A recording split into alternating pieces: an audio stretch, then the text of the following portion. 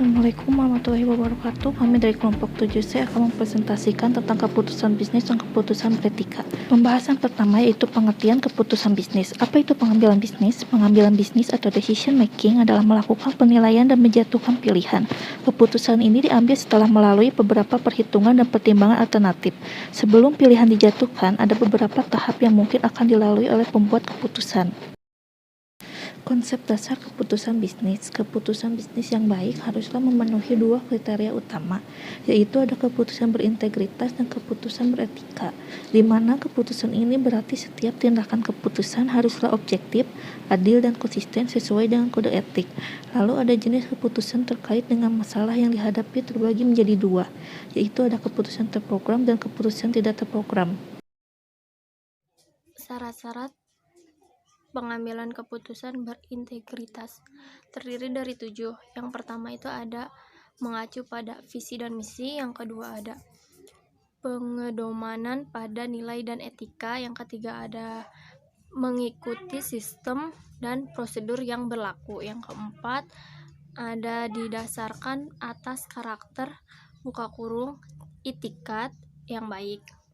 5. Menaati regulasi atau peraturan yang berlaku. 6. Memenuhi kontrak yang dibuat. 7. Memperhatikan kepentingan stakeholder.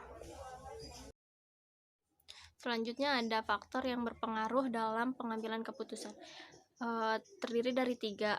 Yang pertama ada kondisi kepastian, yaitu suatu kondisi di mana pengambilan keputusan mempunyai informasi sepenuhnya terhadap masalah yang dihadapi.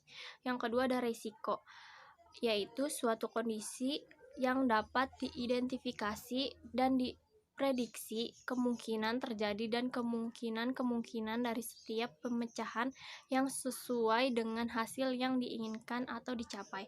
Yang ketiga ada ketidakpastian, yaitu suatu kondisi di mana pengambilan keputusan tidak memiliki kepastian. Selanjutnya saya akan menjelaskan tentang tahapan pengambilan keputusan bisnis. Yang pertama, mengidentifikasi masalah.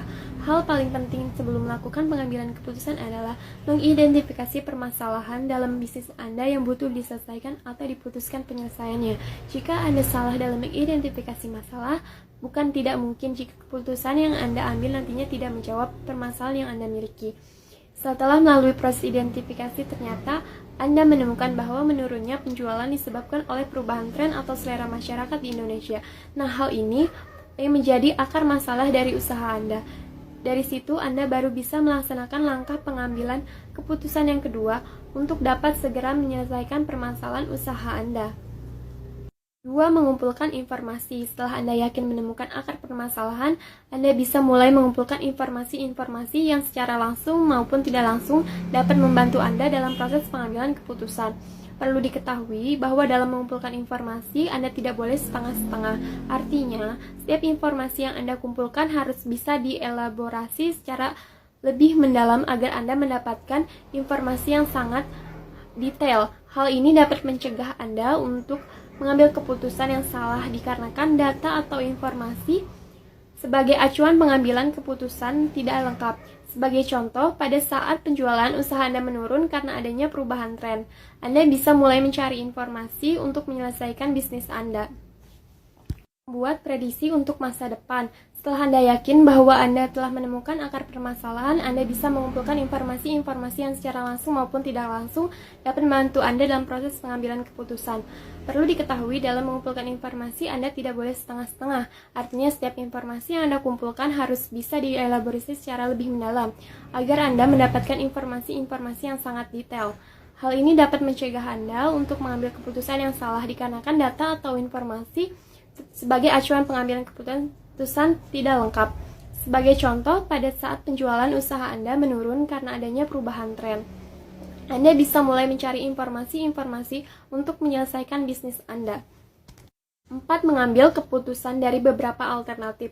Sebelum mengambil keputusan, ada baiknya Anda membuat list pilihan-pilihan yang akan Anda ambil.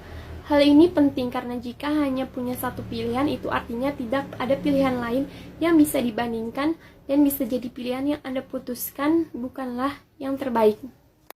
5. Mengimplementasikan keputusan, evaluasi, dan belajar. Setelah mengimplementasi keputusan dilakukan, Anda harus melakukan evaluasi secara berkala. Hal ini dilakukan untuk mengukur sejauh apa efektivitas dari pengambilan keputusan yang Anda ambil. Baik, selanjutnya ada unsur-unsur pengambilan keputusan. Yang pertama itu ada adanya permasalahan dan tujuan yang ingin dicapai. Yang kedua adanya alternatif pilihan. Yang ketiga adanya faktor eksternal. Yang keempat adanya kondisi yang mungkin terjadi untuk setiap alternatif pilihan. Yang kelima itu adanya konsekuensi untuk setiap kondisi. Yang keenam adanya nilai akhir setiap alternatif. Dan yang terakhir itu adanya hasil akhir keputusan. Di sini saya akan menjelaskan tentang pengertian keputusan beretika, pengambilan keputusan bisnis yang di dalamnya telah mempertimbangkan standar etika tertentu, misalnya kaidah-kaidah yang dianut oleh paham utilitarianisme, deontologisme, atau virtuisme. Untuk langkah-langkahnya, yang pertama, mengidentifikasi keputusan bisnis. Yang kedua, identifikasi elemen etika. Yang ketiga, evaluasi kepentingan stakeholder atau pemangku kepentingan. Yang keempat, hierarki dan prioritas. Yang kelima, adanya penilaian konsekuensi. Yang keenam, adanya penggabungan konsekuensi. Yang ketujuh, adanya nilai akhir. Dan yang kedelapan, adanya hasil keputusan. Untuk materi selanjutnya akan dijelaskan oleh teman saya, yaitu Hayati Nufus. Kerangka kerja pengambilan keputusan etis atau Ethical Decision Making (EDM). Menilai etikalitas keputusan atau tindakan yang dibuat terkena dampak. Yang pertama ada konsekuensi atau kekayaan yang dibuat dalam hal keuntungan, bersih atau biaya. Yang kedua ada hak dan kewajiban terkena dampak. Yang ketiga ada kesetaraan yang dilibatkan. Dan yang keempat ada motivasi atau kebijakan yang diharapkan. Prinsip yang harus dipenuhi dalam prinsip beretika. Yang pertama ada supaya tindakan punya nilai moral. Tindakan ini harus dijalankan berdasarkan kewajiban. Yang kedua ada nilai moral dari tindakan ini tidak tergantung pada tercapainya tujuan dari tindakan itu, melainkan tergantung pada kemauan baik yang mendorong seseorang untuk melakukan tindakan itu.